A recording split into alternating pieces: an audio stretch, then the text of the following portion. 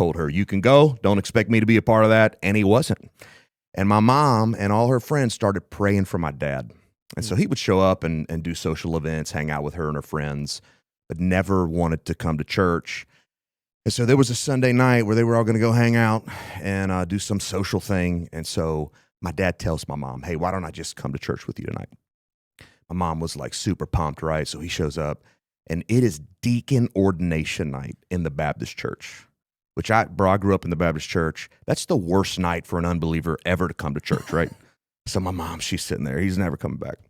Well, unbeknownst to her, because of her and her friends pray, and the Lord was at work on my dad's heart. So the next weekend, he invited himself back to church. The next weekend after that, he invited himself back to church.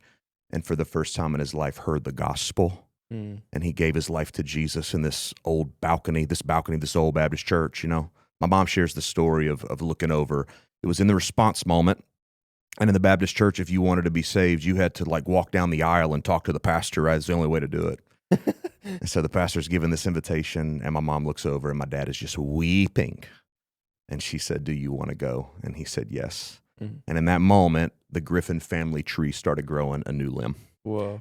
When God saved my dad, it set our family on a new trajectory. And so I'm very blessed. I grew up with parents who loved Jesus.